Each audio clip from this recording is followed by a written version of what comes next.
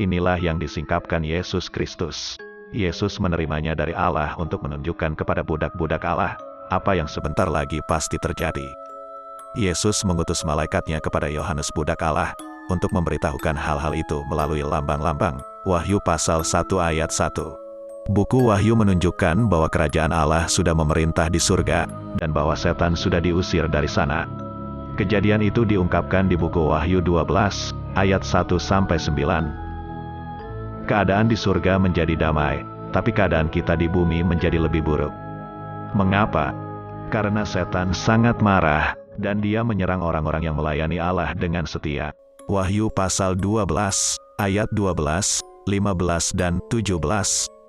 Musuh-musuh Allah digambarkan dengan berbagai binatang buas. Binatang buas berkepala 7, bertanduk 10 dan bermahkota 10. Disebutkan di buku Wahyu pasal 13, ayat 1-4. Binatang buas bertanduk anak domba.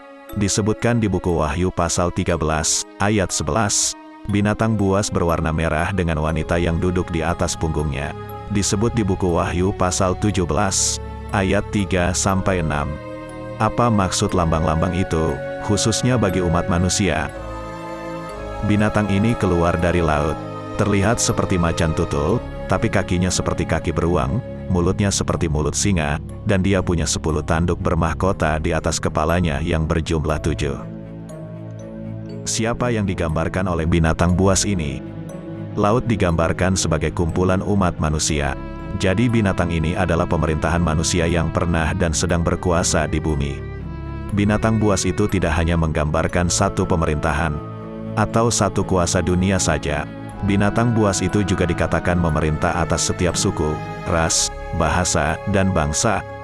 Jadi, apa yang digambarkan oleh binatang buas itu pasti lebih besar daripada pemerintahan apapun di bumi.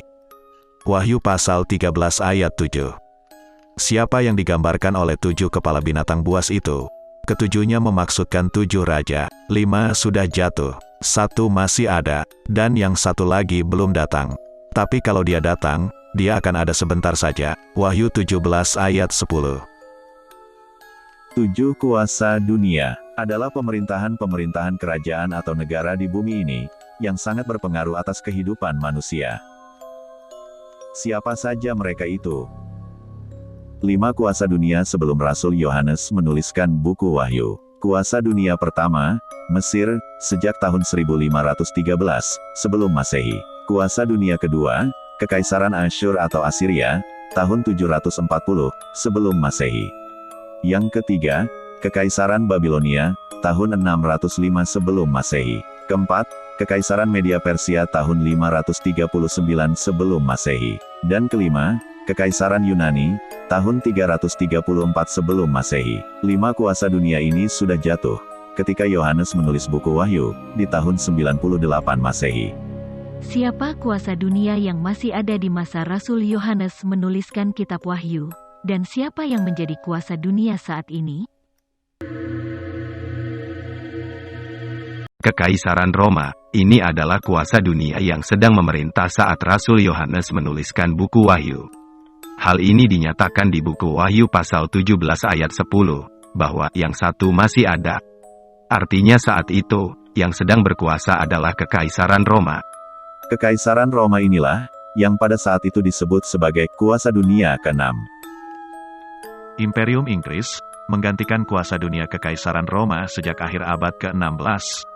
Salah satu koloninya yaitu Amerika memisahkan diri. Namun, penglihatan Yohanes menunjukkan bahwa keduanya akan bersatu menjadi kuasa dunia pada hari terakhir dan menjadi kepala ke-7 binatang buas pada Perang Dunia Pertama. Anglo-Amerika, ini adalah kuasa dunia yang belum ada ketika Rasul Yohanes menuliskan buku Wahyu. Yang 1 lagi belum datang. Tapi kalau dia datang, dia akan ada sebentar saja. Demikian dinyatakan di buku Wahyu pasal 17 ayat 10. Gabungan kekuasaan Inggris dan Amerika inilah yang saat ini menjadi kuasa dunia ke-7. Lalu, apa yang dimaksud dengan 10 tanduk di kepala binatang buas itu? Ke-10 tanduk itu adalah 10 pemerintahan yang berasal dari kelanjutan kuasa dunia Kekaisaran Roma. Ini dituliskan di kitab Daniel pasal 7 ayat 24. Tanduk-tanduk itu melambangkan kerajaan-kerajaan di Eropa yang muncul setelah runtuhnya Kekaisaran Roma. Ini melambangkan pemerintahan dari negara-negara yang berdaulat dan memerintah bersamaan dengan negara adidaya yang saat itu sedang berkuasa, atau kuasa dunia pengganti Kekaisaran Roma. Salah satu di antara ke-10 tanduk itu menjadi lebih besar dari yang lain. Semakin lama semakin besar yang akhirnya menumbangkan 3 tanduk lainnya. Tanduk besar itu adalah Imperium Inggris, yang mengalahkan ketiga imperium saingannya yakni Spanyol, Prancis, dan Belanda, hingga ia menjadi kuasa dunia utama. Demikianlah tanduk yang baru ini merendahkan 3 raja. Ini dinubuatkan oleh Nabi Daniel di kitab Daniel pasal 7 ayat 24.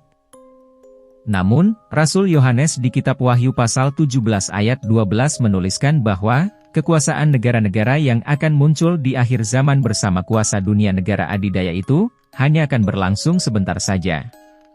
Atau diibaratkan hanya 1 jam saja. Jadi, binatang berkepala 7 dan bertanduk 10, yang dikatakan keluar dari laut tersebut, sebagaimana dinubuatkan di kitab Wahyu 13 ayat 1 itu merangkum dan menggambarkan gabungan semua pemerintahan negara-negara berdaulat sedunia, di akhir zaman ini. Wahyu pasal 13 ayat 2, mencatat penglihatan Rasul Yohanes, bahwa, salah satu kepala binatang buas itu, pernah terluka parah. Tapi, lukanya yang mematikan itu sudah sembuh. Apa makna nubuat ini? Binatang buas, berkepala 7 bertanduk 10 itu, adalah lambang pemerintahan manusia yang telah berkuasa di bumi selama lebih dari 3.000 tahun, yaitu sejak peristiwa air bah Nabi Nuh. Pada zaman akhir, kepala ke-7 dari binatang buas itu terluka parah. Belakangan, kepala itu pulih, dan semua orang di bumi menjadi pengikutnya, karena mengagumi dan mengidolakannya. Nubuat ini dicatat di Wahyu pasal 13 ayat 3, dan saat ini sudah menjadi kenyataan. Peristiwanya, salah satu pemerintahan itu, yaitu Inggris, mengalami kekalahan pada Perang Dunia Pertama. Tapi Inggris kemudian bergabung dengan Amerika Serikat dan kembali menjadi kuat. Sejak negara Inggris Raya kembali meraih kemenangan dibantu sekutunya Amerika Serikat, maka kedua negara itu lalu menjadi negara adidaya yang ditakuti dan dikagumi banyak orang.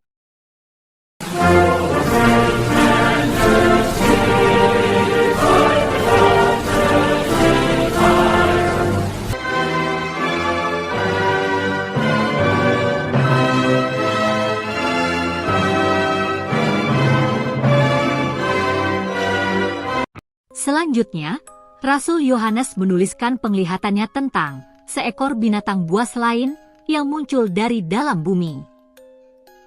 Ada binatang buas lain keluar dari dalam bumi. Binatang ini bertanduk 2 seperti anak domba, tapi suara dan penampilannya seperti naga. Ini disebutkan Rasul Yohanes di kitab Wahyu pasal 13 ayat 11. Siapa binatang buas yang mirip naga tapi bertanduk seperti anak domba itu? Munculnya binatang buas kedua ini ada kaitannya dengan terjadinya perang di surga dan dibuangnya malaikat jahat ke bumi. Malaikat jahat yang dibuang ke bumi dan kaitannya dengan binatang buas kedua. Bagaimana kejadiannya? Ikuti terus misteri 3 binatang buas yang dinubuatkan di kitab Wahyu di episode 2 berikutnya. Ayo, baca terus Alkitabmu, agar mendapatkan pemahaman yang benar sesuai yang tertulis dalam Alkitab. Ikuti terus kanal Alkitab ini, supaya tidak ketinggalan pembahasan berikutnya.